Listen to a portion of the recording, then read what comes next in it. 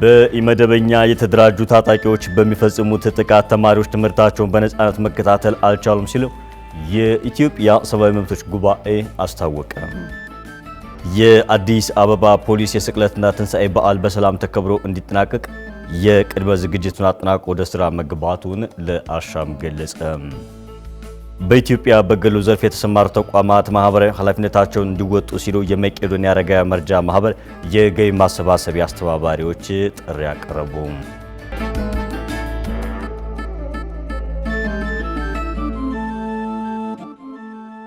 በኢመደበኛ የተደራጁ ታጣቂዎች በሚፈጽሙት ጥቃት ተማሪዎች ትምህርታቸውን በነጻነት መከታተል አልቻሉም ሲል የኢትዮጵያ ሰብአዊ መብቶች ጉባኤ አስታወቀ።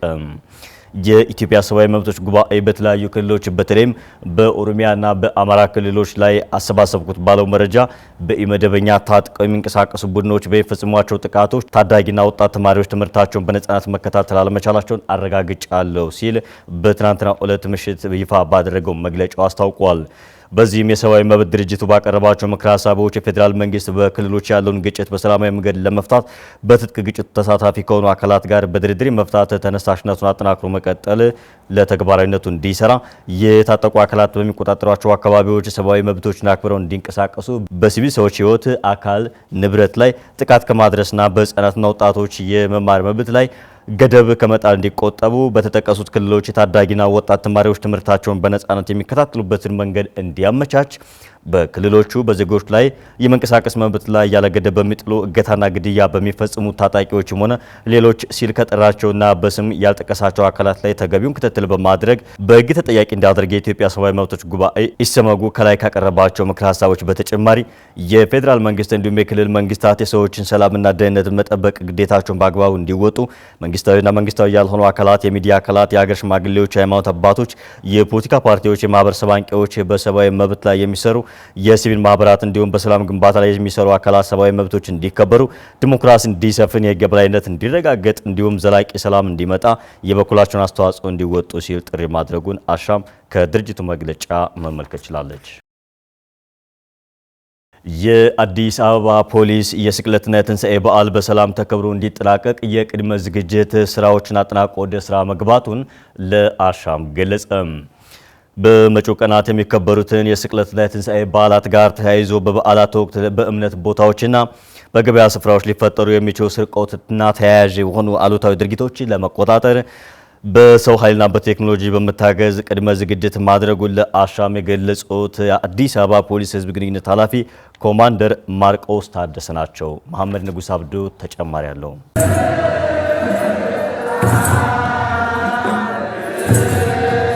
በመላው ዓለም የሚገኙ የክርስትና እምነት ተከታዮች የዘንድሮው የስቅለትና የትንሣኤ በዓል በደማቅ ሁኔታ ለማክበር በዝግጅት ላይ ይገኛሉ።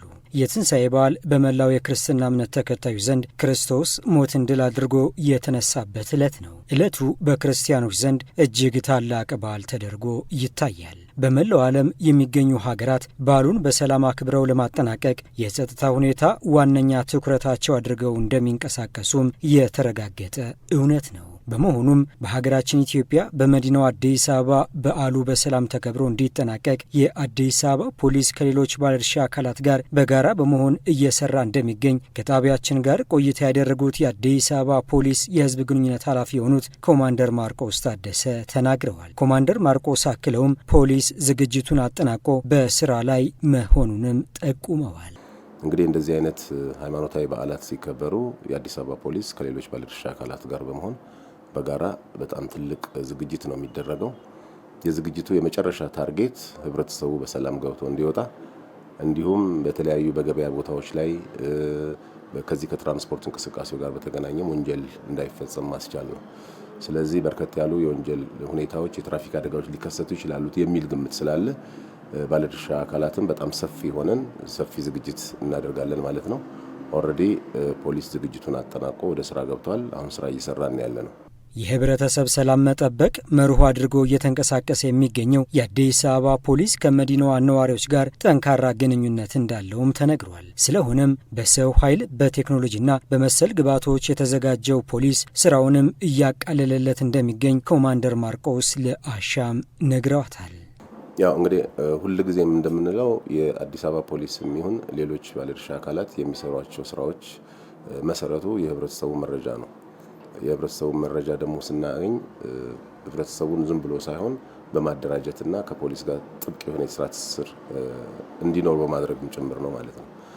አንደኛ ከህብረተሰቡ ጋር ያለን ትስስር በጣም ጠንካራ ነው። በዚህ ሰዓት ላይ በጣም እድለኞች ሆነን አጠቃላይ ስራዎቻችንን በቴክኖሎጂ በማገዝ ላይ ነን የምንገኘው። የሚቀሩ ነገሮች እንደተጠበቁ ሆነው እነዚህ አጠቃላይ ዝግጅቶቻችንን በጣም የተሳለጠ ያደርገዋል። ስለዚህ በተቻለ አቅም የስቅለቱን በዓል ከእንደገና ደግሞ የትንሳኤውን በዓል ሰላማዊ ሆኖ እንዲከበር የአዲስ አበባ ፖሊስ በሰው ኃይሉም በቴክኖሎጂውም በተለያዩ ግብአቶች ዝግጅቱን አጠናቆ ወደ ስራ ገብቷል ማለት ነው። በበዓላት ወቅት ሁልጊዜ ይፈጸማሉ ተብለው የሚገመቱ እንደ የቅሚያ ወንጀል፣ የሌብነት ወንጀል፣ የማጭበርበር ወንጀልና ባዕድ ነገሮች ቀላቅሎ ለሽያጭ የማቅረብ ወንጀሎች እንዲሁም ህገወጥ የገንዘብ ዝውውር መሆናቸውንም ኮማንደር ማርቆስ ያስታውሳሉ። ከዚሁ በተጨማሪም በትራንስፖርት መጠበቂያ አካባቢዎች የኪስ ወንጀሎች ሊፈጸሙ ስለሚችሉ ህብረተሰቡ ጥንቃቄ እንዲያደርግም አያይዘው ጠቅሰዋል። ያው እንግዲህ በዓላትን ታከው ሊፈጸሙ ይችላሉ ተብለው የሚገመቱ የተለያዩ ወንጀል ሁኔታዎች አሉ። በተለይ የቅሚያ ወንጀል፣ የሌብነት ወንጀል፣ የማጭበርበር ወንጀል በሚበሉና በሚጠጡ ነገሮች ውስጥ የሆነ ባዕድ ነገር ቀላቅሎ ወደ ገበያ የማምጣት ነገር፣ ህገወጥ የገንዘብ ዝውውር ሊያጋጥም ይችላል ተብሎ ይገመታል። ከዚህም ባሻገር በትራንስፖርት መጠበቂያ ቦታዎች አካባቢ የኪስ ቀበኞችም ይመጣሉ። ስለዚህ ጥንቃቄ መደረግ መቻል አለበት። ወንጀል ፈጻሚዎች ህብረተሰቡ ሲንቀሳቀስ ገንዘብ ይዞ ሊንቀሳቀስ ይችላል የሚል ግምት ስላላቸው በተለይ በትራንስፖርት መጠበቂያ ቦታዎች አካባቢ የኪስ ወንጀል የሚፈጽሙ ግለሰቦች ሊመጡ ስለሚችሉ ጥንቃቄ መደረግ መቻል አለበት። ስለዚህ ይሄን ሁሉ ግምት ውስጥ ያስገባ ሰፊ ዝግጅት ነው የተደረገው። ህብረተሰቡ በሚያከናውናቸው ማንኛውም የግብይት ስነ ስርዓቱ ከህገወጥ የገንዘብ ዝውውር ወንጀል ለመጠበቅ የዲጂታል የግብይት ስርዓት መከተል እንደሚገባው አስገንዝበዋል። በተጨማሪም የትራፊክ ደንብ መተላለፎች እንዳይፈጸሙ ህብረተሰቡ ለትራፊክ ተቆጣጣሪ አካላት ተባባሪ ሊሆን እንደሚገባ ተመላክቷል። አሁን የተለያዩ ባዛሮች አሉ፣ በከተማው ኤግዚቢሽኖችም አሉ ከገበያው ጋር በተገናኘ እነሱ ቦታዎች ላይም ጭምር ከፍተኛ የሆነ ጥንቃቄ መደረግ መቻል አለበት። ሌላው በከብት ገበያዎች አካባቢ እንደሚታወቀው በጣም ከፍተኛ ገንዘብ ነው የሚንቀሳቀሰው እዛ ቦታ ላይ። ስለዚህ ወንጀል ሊፈጸም ይችላል የሚል ግምት ውስጥ በማስገባት እዛም አካባቢ የሚኖረው የጥበቃ ሁኔታ በጣም የተጠናከረ ነው የሚሆነው። ስለዚህ አብዛኛዎቻችን ግብይታችን ቴክኖሎጂውም ስላገዘን ዲጂታል ቢሆን ይመረጣል። በሞባይል ባንኪንግ እና በሌሎችም አማራጮች ግብይታችንን ብናደርግ አንደኛ ወንጀል እንዳይፈጸምብን የመከላከል ስራው ነው። በሌላም አግባብ ደግሞ የፖሊስን ስራ ማገዝ ነው። ስለዚህ ማህበረሰቡ ይህን ግምት ውስጥ በማስገባት ዲጂታል የሆኑ የግብይት ስርዓቶችን መከተል ይኖርበታል የሚል አንድ እንደ ምክር የምንገልጸው ነገር አለ። ከዚህ ባሻገር ከትራፊክ እንቅስቃሴው ጋር በተገናኘ በጣም የትራፊክ ፖሊስ አባሎቻችን ራስ ምታት የሚሆነው በበዓል ሰሞን አካባቢ የሚኖሩ ደንብ መተላለፎች ናቸው። እነዚህ ደንብ መተላለፎች እንግዲህ የመጨረሻ ውጤታቸው ይታወቃል። ህይወት ማጥፋት ነው፣ የአካል ጉዳት ማድረስ ነው፣ በንብረት ላይ ጉዳት ማድረስ ነው።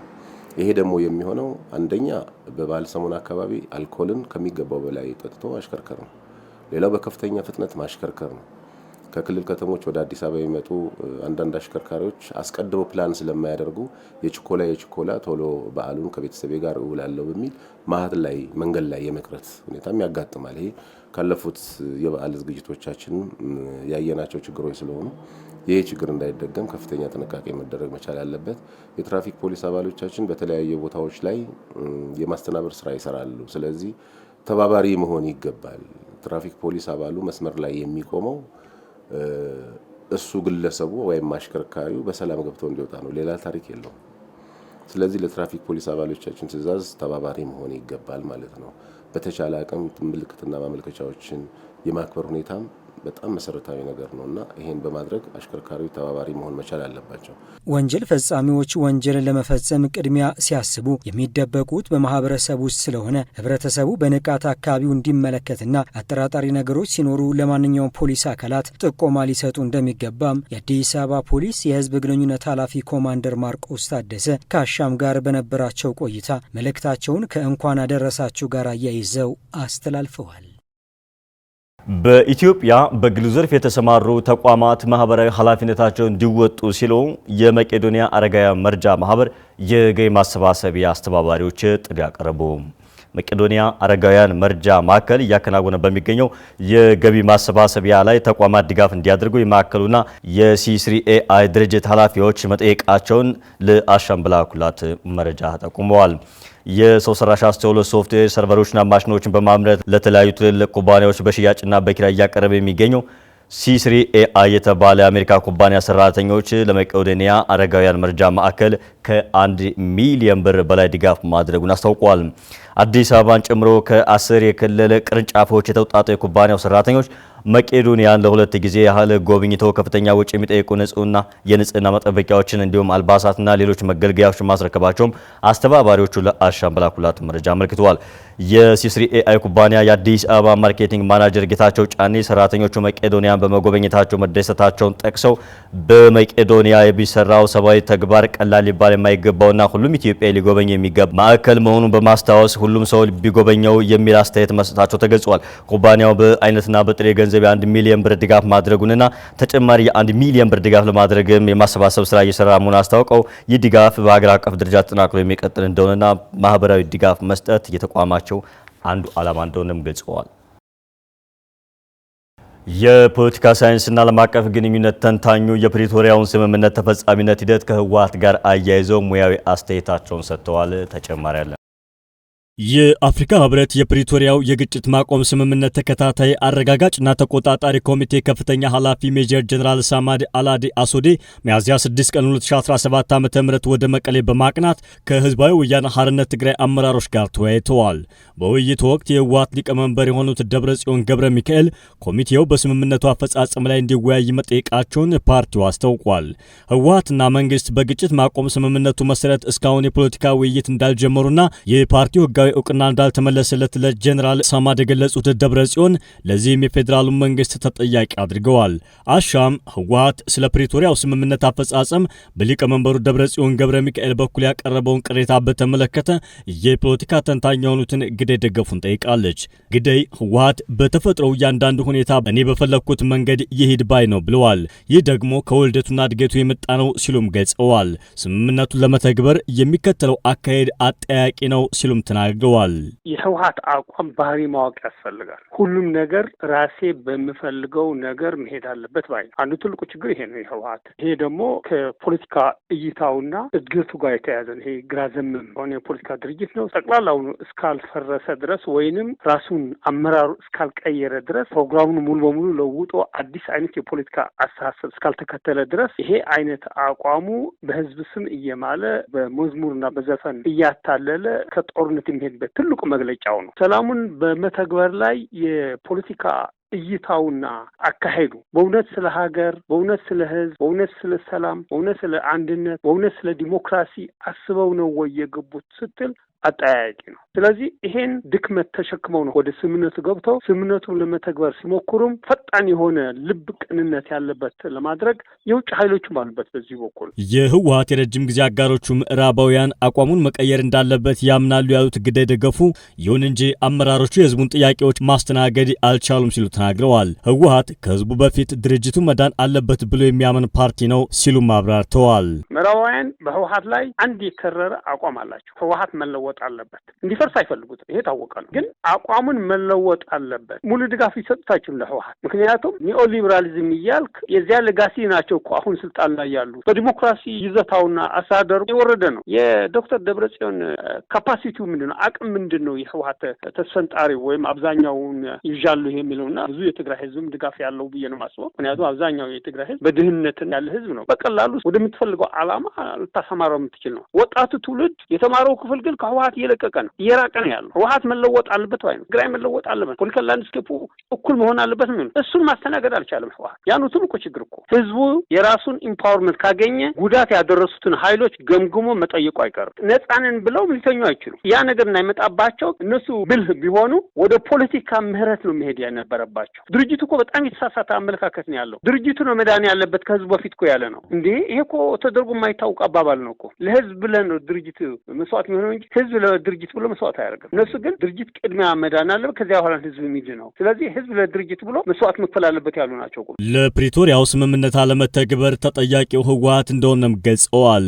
ክልሉ ውስጥ ያለው የፖለቲካ ኃይል አንድነት የለውም ሲሉ ማክለዋል። የፕሪቶሪያ አግሪመንት እንዳይሳካ አድርገዋል። ተጠያቂው በአብዛኛው ህወሓት ነው። በኔ በኩል በአብዛኛው ህወሓት ነው። ፌዴራል መንግስት ተጠያቂነት አለው። ኦፍኮርስ ለምንድን ነው ተጠያቂ ያለው? አንደኛ የሶሻል ሰርቪሱ እንዳለ በአሳማኝ ደረጃ እየተመለሰ ነው። የፖለቲካ ሂደቱም ሙሉ በሙሉ ህወሓት ነው አብዛኛው የተው ለትግራይ ህዝብ ነው የተው። ስለዚህ እዚያው የቤት ስራቸውን መጨረስ የነበረባቸው ራሳቸው ናቸው። ምናልባት የፌዴራል መንግስት የሚጠየቅበት የትግራይ የግዛት አንድነት ማስከበር አለመቻሉ ብቻ ነው። እሱ ማስከበር የሚችለው ደግሞ የትግራይ ህዝብ ራሱና የፖለቲካ ኃይሉ እዚያው አንድነት ቢያሳዩ የፖለቲካ ኃይሉ ለመንግስትም ድጋፍ ነበርና በቀጣው ሊፈታ ይችል ነበር። አንድነት ሳያሳዩ ጥንካሬያቸው ሳያሳዩ ብትንትናቸው ጭራሽ ከጠላት ከሚሰልፉ ከሆነ ማዕከላዊ መንግስትም እኮ ኃይል አይኖረውም። ትግራይ ውስጥ ያለው ኃይል ለቅንነት፣ ለሰላም፣ ለእድገት፣ ለአንድነት ለማሳየት አቅቶታል። በሰሜኑ የሀገራችን ክፍል ለ2 ዓመታት የዘለቀውን ግጭት በዘላቂነት ያስቆመው የፕሪቶሪያ ስምምነት መሆኑ ይታወሳል።